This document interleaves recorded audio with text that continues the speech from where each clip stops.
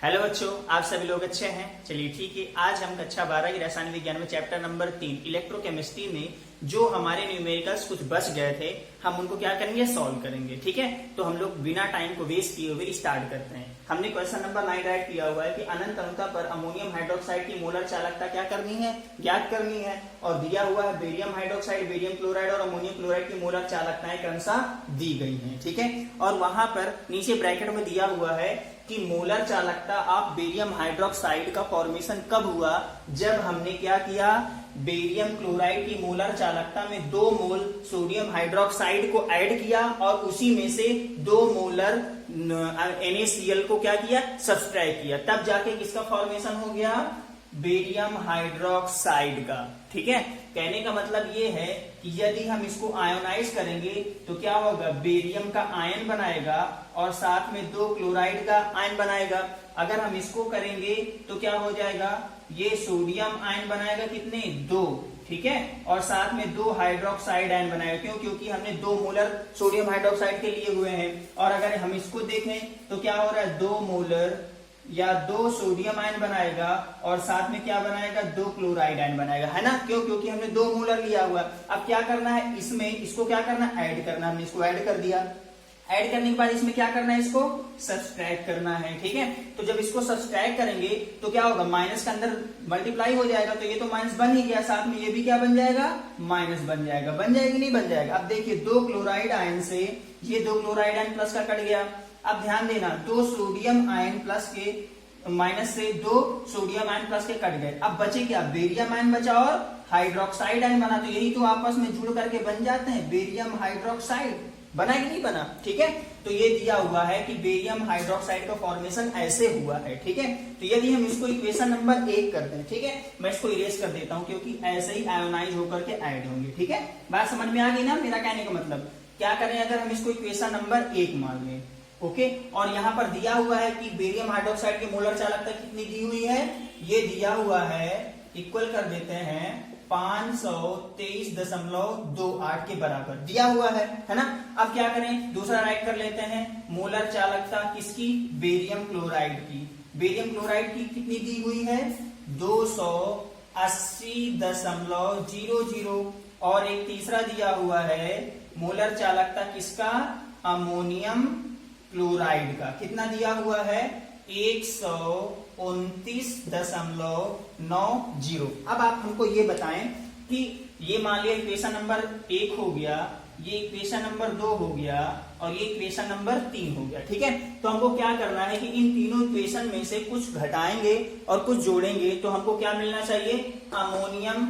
Hydroxide. क्या मिल जाए, molar चालकता किसकी हमको मिल जाए, अमोनियम हाइड्रोक्साइड की। ठीक है, तो गौर से देखिए इसमें हो क्या रहा है, यहां पर बेरियम हाइड्रोक्साइड है, अगर हम बेरियम हाइड्रोक्साइड में अमोनियम क्लोराइड को क्या कर दें, ऐड कर दें, क्या कर दें, ऐड कर दें, और उससे क्या करें, बेरियम क्लोराइड को सब्सट्रैक्ट कर दें। ठीक, कहने का मतलब क्या है कि यदि हम इक्वेशन नंबर, मतलब यदि हम समीकरण 1 में समीकरण 3 को जोड़ दें, ठीक, और उससे क्या करें, ऐड करने के बाद उसमें क्या करते हैं, समीकरण 2 को सब्सट्रैक्ट करते हैं, तो हमको क्या मिल जाएगा, अमोनियम हाइड्रोक्साइड मिल जाएगा। ठीक है, तो क्या करते हैं, हम इक्वेशंस को स्टार्ट करते हैं, जोड़ना और घटाना। ठीक है, तो चलिए शुरुआत करते हैं, यहीं पर से मैं स्टार्ट करता हूं। ठीक, तो क्या करूंगा, मैं सबसे पहले इनके सारे वैल्यूज को हटा करके अच्छे से राइट करता हूं। ठीक है, तो क्या करना है, इसमें सबसे पहले इसको रहने देते हैं, इनको करना क्या है, अच्छे से तरह से राइट कर देते हैं। क्या करना है, इक्वेशन नंबर 1, इक्वेशन नंबर 1 क्या है,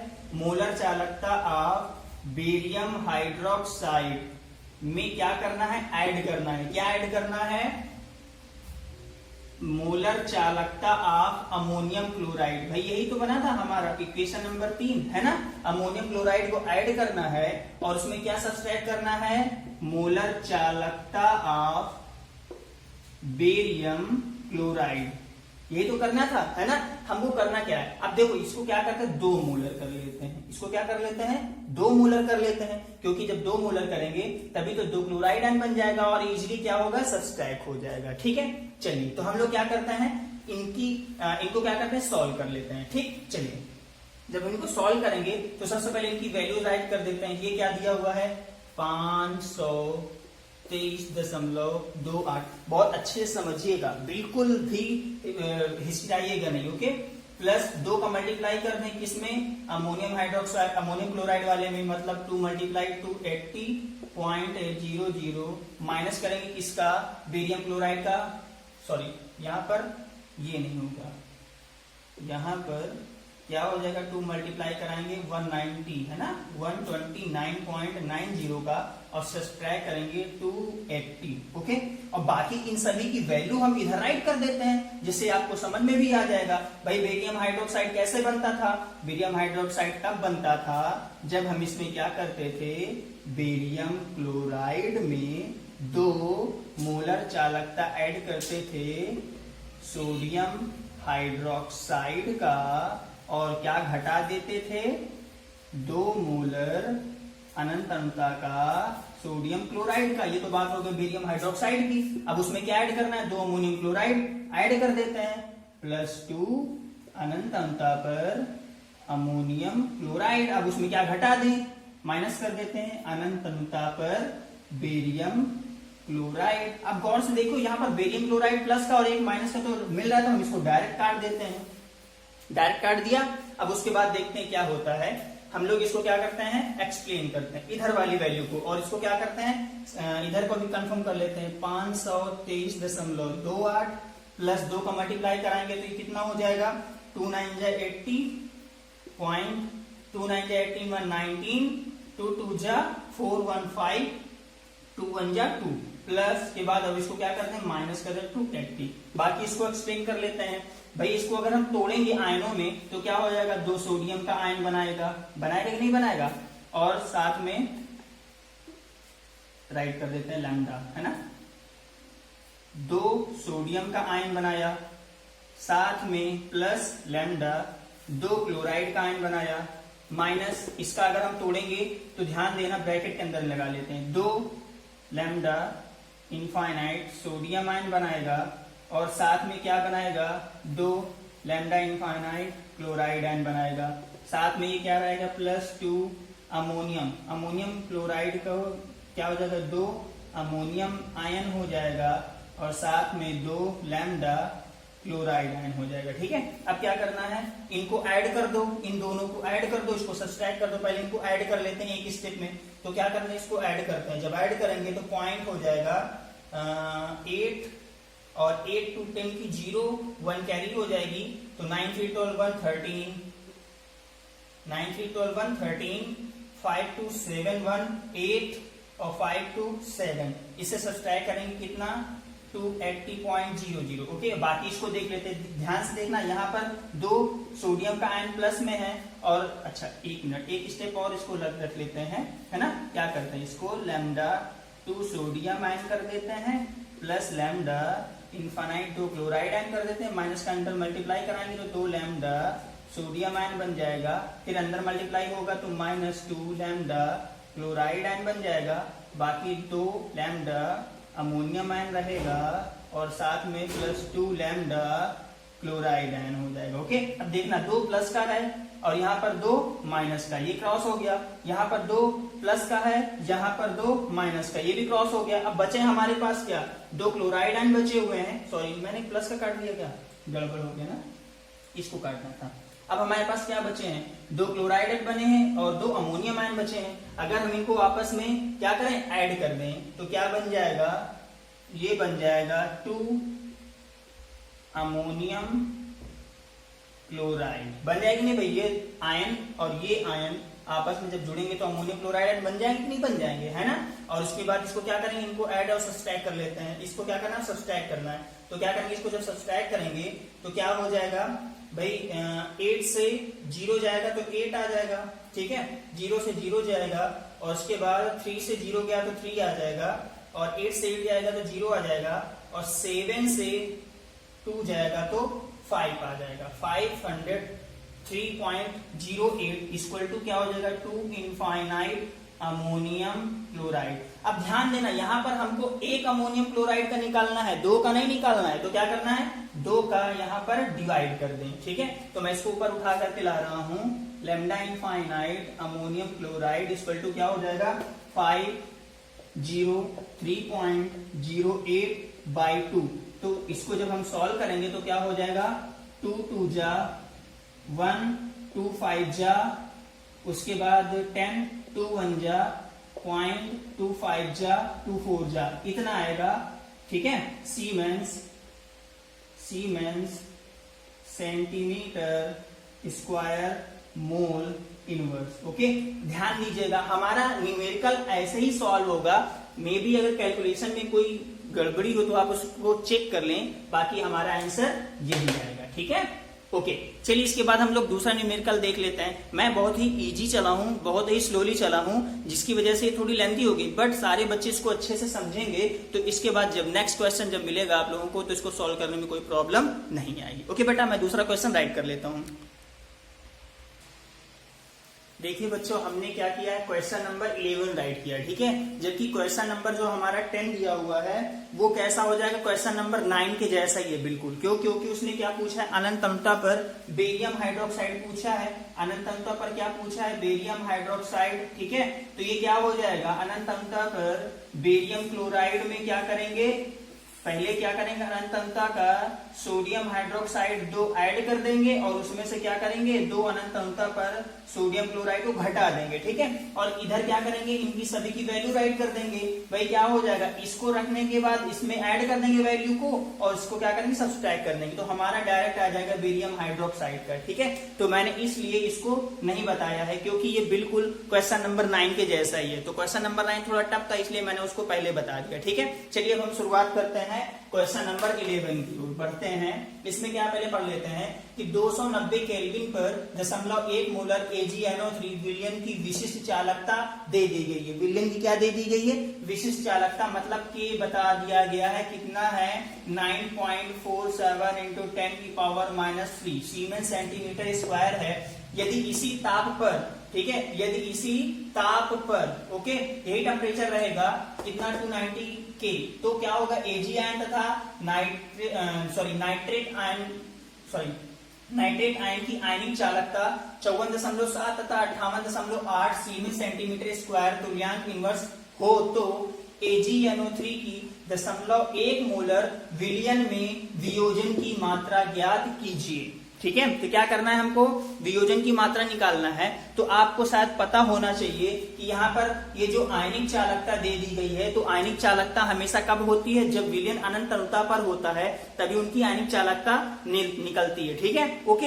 अब अच्छा, उसके बाद क्या दिया हुआ है कि 1 मोलर 0.1 मोलर विलयन में वियोजन की मात्रा। तो सबसे पहले हम लोग वियोजन की मात्रा का फॉर्मूला देखते हैं। ठीक है, वियोजन की मात्रा, ठीक है, वियोजन की मात्रा, इसको अल्फा से डिनोट करते हैं। और ये क्या होता है कि अब अच्छा, यहाँ पे तुल्यांक दिया हुआ है, इसका मतलब यहाँ पर ये जो दिए हुए हैं ये विलयन की आयनिक तुल्यांक चालकता है। विलयन के क्या है, आयनिक तुल्यांक चालकता है। तो हमको क्या करना है, तुल्यांक के केस में वियोजन की मात्रा निकालना है। तो क्या होता है, यहां पर देख लेते हैं क्या होता है,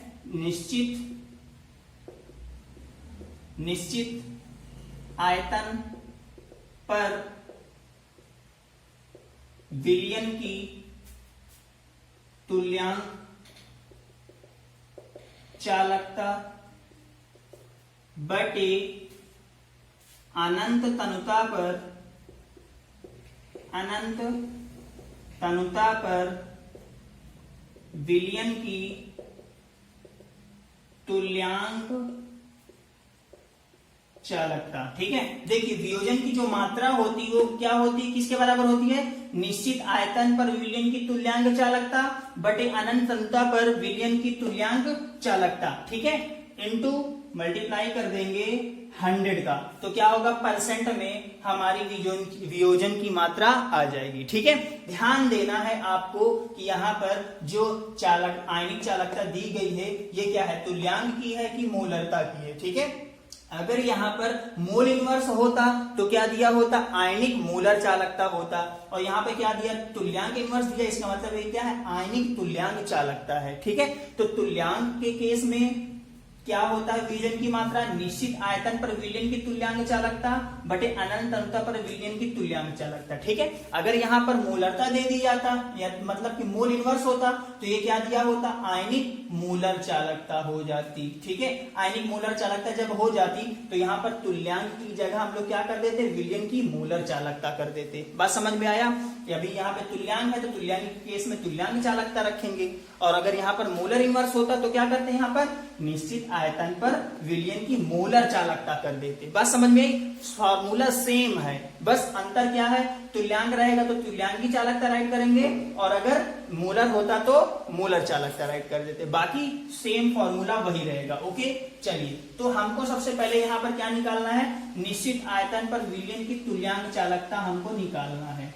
बाकी अनंत अनंतता पर तो दे दिया गया है भाई, ये आयन दे दिए गए हैं, इन्हीं आयनों को अगर हम जोड़ देंगे तो अनंत अनंतता पर विलयन की चालकता मिल गई। लेकिन हमको यहाँ पर निश्चित आयतन पर विलयन की तुल्यांक की चालकता निकालना है, तो उसके लिए क्या होगा, हमको पता है कि तुल्यांकी चालकता बराबर क्या होता है K इंटू 1000 अपान नॉर्मलता, यही तो होता है ना। ठीक, अब देखो हमको तो नॉर्मलता पता ही नहीं, पता क्या है, मोलरता दिया हुआ है ना, तो क्या करेंगे, मोलरता से नॉर्मलता बदल लेते हैं, क्या दिक्कत है। मैंने पिछले वीडियो में भी समझाया था कि भाई क्या होता है, ये होता है नॉर्मलता बराबर मोलरता बटे n, यही तो होता है कि नहीं। अब गौर से देखो यहाँ पर AgNO3 है ना, अगर हम इसको आयोनाइज करेंगे, आयनीकृत करेंगे तो इसमें क्या होगा, एक सोडियम का एक सिल्वर का आयन टूटेगा और एक नाइट्रेट का आयन टूटेगा, तो वहां पर आयन कितने मुक्त हो गए, एक ही तो मुक्त होगा। मतलब क्या करेंगे, हमको नॉर्मलता निकालनी है, मोलरता दिया हुआ है 0.1/1, तो हमारी नॉर्मलता मोलरता के बराबर ही हो गई। ठीक है, तो हमको क्या करना है, कुछ नहीं करना है, यहाँ पर n की जगह में 0.1 राइट कर देंगे और इसको सॉल्व कर लेते हैं। तो क्या होगा, k की वैल्यू ऑलरेडी दे दी गई है 9.47 इंटू 1000 यहाँ पे नहीं, पहले 10 की पावर -3 राइट कर देते हैं क्योंकि इसकी जो वैल्यू इंटू 1000।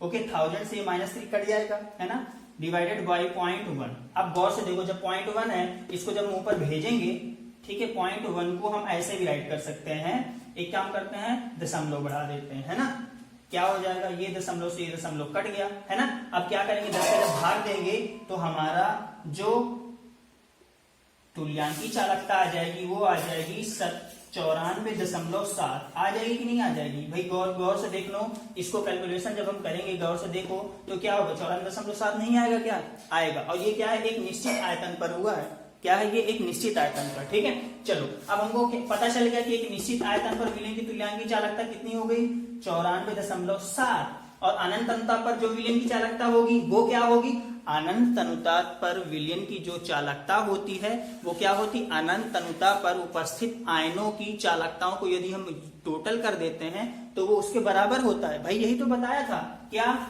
इनफाइनाइट, अभी ये तो निश्चित है ना, यहाँ पर इनफाइनाइट अगर हम इक्वेशन निकालते हैं तो क्या होता है, लैम्डा इनफाइनाइट में क्या होता है, धन आयन प्लस लैम्डा इनफाइनाइट ऋण आयन, यही तो होता है। अब यहाँ पर देखो धनायन की और ऋणायन की चालकता तो ऑलरेडी दे दी गई है ना, तो बस हमको इसको ऐड करना है। ठीक, चलिए अब हमको यार इसको राइट कर देते हैं यहाँ पर, इनफाइनाइट पे नहीं है ना, तुल्यांकी चालकता कितना आया, 94.7। ओके, चलिए बाकी इनको इरेज कर देते हैं, ये बात समझ में आ गई ना। ठीक, चलिए इसको हम क्या करते हैं, हटा देते हैं। ठीक, अब क्या करेंगे, हम लोग इन पे वैल्यू राइट करते हैं। निश्चित आयतन पर हमको मिल गया, कितना मिला है, 94.7। अनंत अनंतता पर विलयन की जो चालकता होगी उसको निकालने के लिए क्या करेंगे, इनकी आयनों को ऐड कर देते हैं। क्या करेंगे, इनकी आयनों को ऐड कर देते हैं। आयनों का मतलब क्या होगा, ये धनायन वाला और ऋणायन वाला टोटल कर देते हैं, मतलब 54.7 प्लस 50.8 इंटू 1000 का मल्टीप्लाई, है ना। तो जब 1000 का मल्टीप्लाई कर देंगे तो क्या होगा, इसमें कुछ आएगा, क्या आएगा देखते हैं, वो होगा 94.7 बटे, इनको ऐड कर दें, 8 7 15 की 5 होगी, 8 7 15 की 5 होगी, ठीक है। 8 7 15 की 5, 1 कैरी किया, 4 में 1 ऐड कर देंगे, कितना हो जाएगा 5, ठीक है। अब उसको 5 5 क्या हो जाएगा 10। अब देखिए 94.7 डिवाइडेड बाई 105.5 और मल्टीप्लाई क्या कर देंगे 100 का, ठीक है। अब इसको क्या करना है, आपको सॉल्व करना है, केवल और केवल सॉल्व करना है। जो सॉल्व करने पे वैल्यू आएगी वही हमारा क्या हो जाएगा, परसेंटेज हो जाएगा, ठीक है। और वो क्या हो जाएगी, वियोजन की मात्रा हो जाएगी। बात समझ भी आई ना, और इसमें कुछ खास है नहीं, ठीक। चलिए इसके बाद हम लोग क्या करते हैं, नेक्स्ट क्वेश्चन देखते हैं। एक छोटा सा और क्वेश्चन है, एक बच्चे ने पूछा था, उसको भी मैं सॉल्व करवा देता हूं। देखो बेटा क्वेश्चन नंबर 16 है, ठीक है। इसमें दिया हुआ है कि अभिक्रिया है कॉपर से कॉपर आयन बना का मानक इलेक्ट्रोड विभव दिया हुआ है -0.34 वोल्ट है। मानक इलेक्ट्रोड मिला मतलब ई नॉट ऑफ सेल, ठीक है। कॉपर आयन की किस सांद्रता पर इलेक्ट्रोड विभव 0 हो जाएगा। इलेक्ट्रोड विभव का मतलब समझ में आ रहा है, ई सेल, ठीक है। तो ऐसे रिएक्शंस को या ऐसे क्वेश्चन को सॉल्व करने के लिए हम लोग किसकी हेल्प लेते हैं, नर्स इक्वेशन की, ठीक है। तो सबसे पहले नर्स इक्वेशन राइट करते हैं। क्या होता है, ई सेल इक्वल टू क्या होता है, ई नॉट ऑफ सेल माइनस, अब यहां पर कोई टेम्परेचर तो दिया है ही नहीं, जब कोई टेम्परेचर ना दिया हो तो डायरेक्ट उसको क्या मान लेते हैं 298 केल्विन का, ठीक है। तो उसके लिए हमको क्या करेंगे, यहां पर डायरेक्ट क्या करते हैं 0.059 divided by n log base 10 Q, direct यही मान लेते हैं, ठीक है। अब इसमें सबसे पहले हम लोग देखते हैं दिया क्या गया है। हमको क्या दे दिया गया है, ई नॉट ऑफ सेल दे दिया गया है, कितना है -0.34 वोल्ट है, ओके। उसके बाद क्या दे दिया गया है, सांद्रता भी बता, मतलब किस सांद्रता पर, मतलब सांद्रता हमको पता करना है। बाकी इलेक्ट्रोड विभव का दे दिया, मतलब ई सेल बता दिया गया है 0, मतलब किस सांद्रता पर ई सेल 0 हो जाएगा, ठीक है।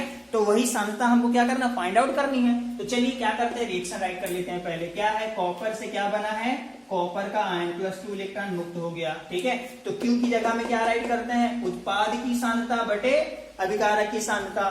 तो इनको भी हम लोग क्या करते हैं, अच्छे से राइट कर देते हैं।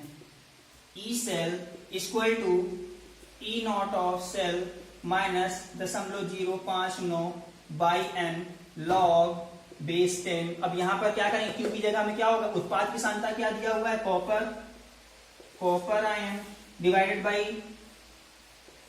कॉपर, ठीक है, कॉपर की सांद्रता, ठीक है, क्योंकि भैया अभिकारक में केवल कॉपर ही है ना। अब चलिए इनकी वैल्यूज को पुट करते हैं। ई सेल 0 होना चाहिए कौन सी सांद्रता पर, तो क्या करेंगे, ई सेल को 0 बना दें। ई नॉट ऑफ सेल की वैल्यू दे दी गई है -0.34 वोल्ट है, ठीक है। कितना दे दिया गया, 0.34 वोल्ट, ठीक है। एक मिनट भैया, लिंक है ही नहीं, क्या करूं, मैंने सोचा शायद इंक भर लूं क्योंकि थोड़ा कलरलेस हो गया। खैर चलिए हम लोग आते हैं टॉपिक पे।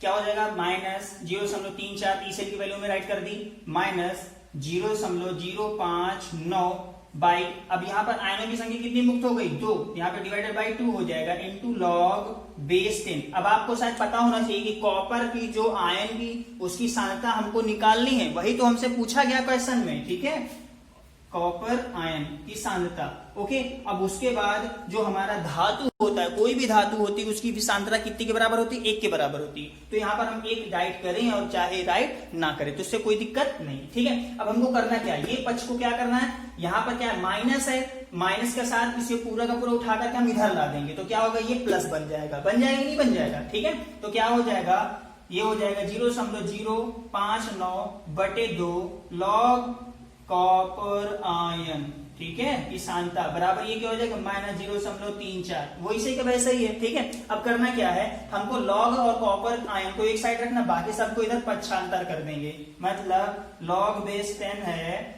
कॉपर आयन, ठीक है, इक्वल टू क्या हो जाएगा भाई, -0.34 है, 2 बटे में था, मल्टीप्लाई में 2 आ जाएगा, ये मल्टीप्लाई में था, ये बटे में आ जाएगा, 0.059, ठीक है। अब देखो यहां पर लॉग बेस 10 कॉपर आयन की जो सांद्रता है वो किसके बराबर है, किसको जब हम सॉल्व करेंगे तो सॉल्व करने पे आएगा -11.525, कितना आएगा, या -11.525 के बराबर आएगा। कब, लॉग बेस 10 कॉपर आयन की सांद्रता इसके बराबर आएगी, तो कॉपर आयन बराबर क्या हो जाएगा, ध्यान से देखना क्या होगा, कॉपर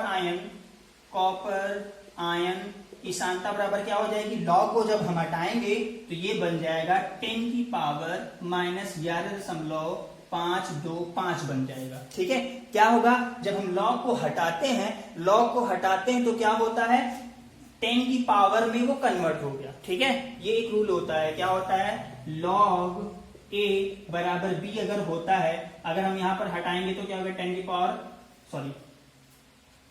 क्या होगा, यहां पर से log हटाएंगे तो 10 की पावर में आ जाएगा। ओके, चलिए ठीक है, हमको क्या करना है, इसको सॉल्व करना है। क्या करना है, इसको सॉल्व करना है। जब हम इसको कैलकुलेट करेंगे तो कॉपर आयन इक्वल टू आ जाएगा 2.985 इंटू 10 की पावर माइनस की 12।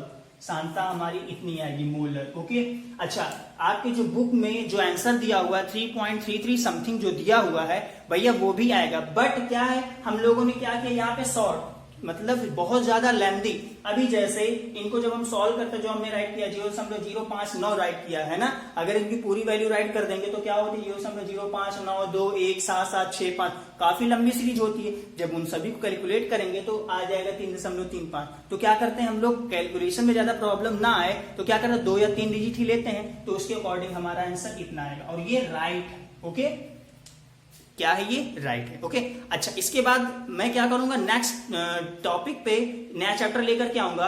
अगर किसी बच्चे को अब भी कोई प्रॉब्लम है तो वो मुझसे बिल्कुल बताए और मैं उनकी प्रॉब्लम को सॉल्व करूंगा। ठीक है बेटा, मिलते हैं नेक्स्ट चैप्टर के साथ नेक्स्ट वीडियो में। ओके बेटा, तब तक के लिए बाय बाय।